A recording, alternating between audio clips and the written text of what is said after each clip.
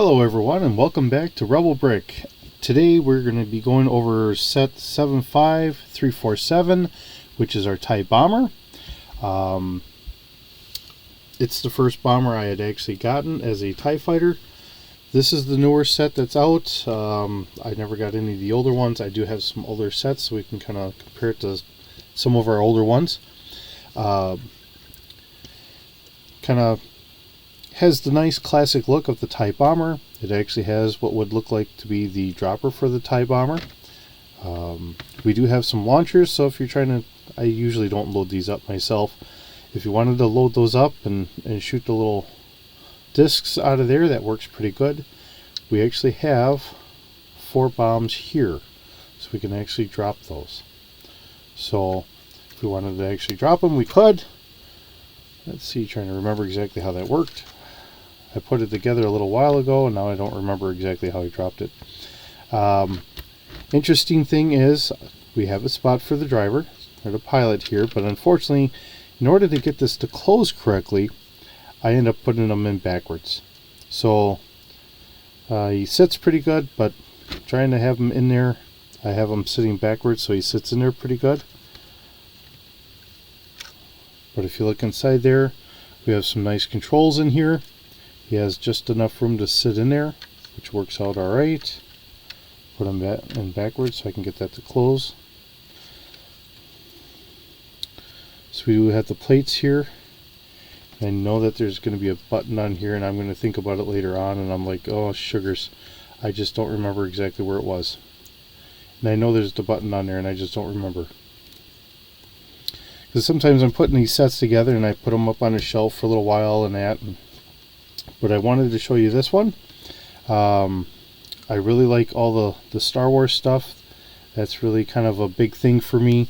I've always liked the Star Wars.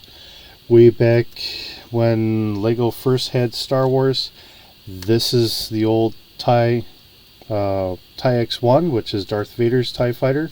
And this is how they had kind of done it way back then.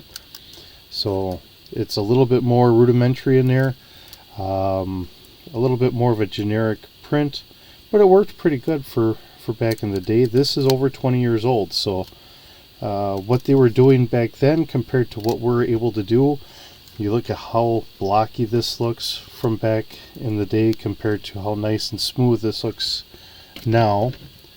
And then when we look at this, back when they were doing Star Wars Rebels as the cartoon, this was the Inquisitor's TIE, and this was kind of a precursor to what Darth Vader's TIE was supposed to be.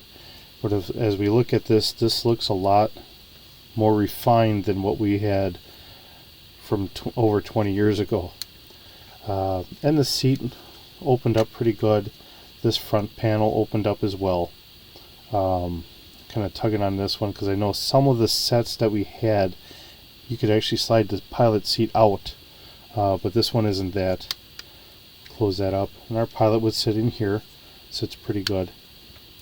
I really like the feature that they had done where the wings folded up. To me, when you're sitting there with a whole bunch of fighters on a ship, to be able to stack them up in racks or so was always kind of nice.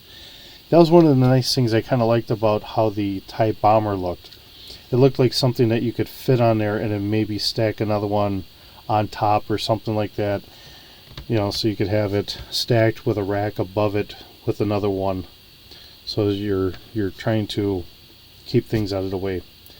In some of the old pictures from some of the expanded universe and all that, they would actually show the TIE fighters hanging up from like a clamp, and the pilots would actually run across on some mezzanine or whatever and drop down and get into the fighters.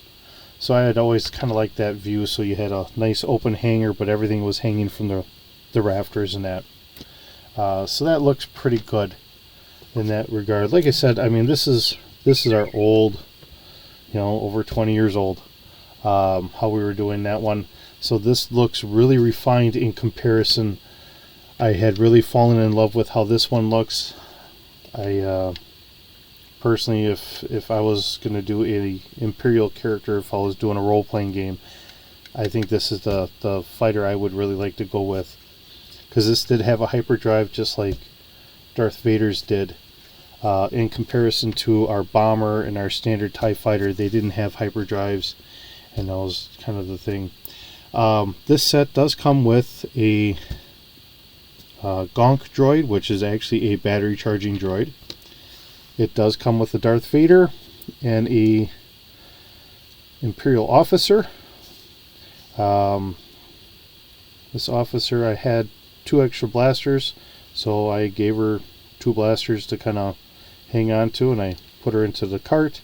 This cart itself, I don't know how well you can see it, it's actually meant to hold the bombs that are inside here. So if I can kind of take a moment and figure this out here quick, so I can see where they are, and I know that they're supposed to drop, but I'm just trying to remember what the drop mechanism was. And I know it's going to be in here, and then I'm going to think about it, and then I'm going to be puzzled. Nope, I just push them through. That's all it is. There it is. Just pushed them through. But you could actually set that on there like that, and I could throw the other one. I could go 3, and nope, not quite 4. But I can definitely get 2 of them, maybe a 3rd one on there, so if you're trying to drive it up, so that way they can load that up. That would work pretty well. If you ever notice any of the videos I do, and if I ever see anything that's a shooter or whatever, I don't typically like, because this has got shooters right here, I don't like putting the shooters in. All these sets are more models to me. I might do the old classic as a child, you know, go vroom vroom a little bit, as I kind of imagine how this might look as it's flying through space. But I usually don't like putting the shooters. I'm not a big shooter guy for all that stuff. Just kind of an odd quirk that I have, I suppose. But like I said, this is the new set. I believe it still goes for about $60 today. I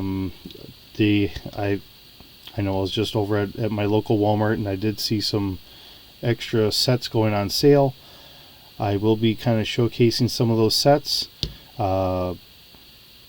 Maybe they're ones that you're interested in. Maybe it's just an idea for whoever's watching to maybe go to their local store and see if there is something that they're interested in.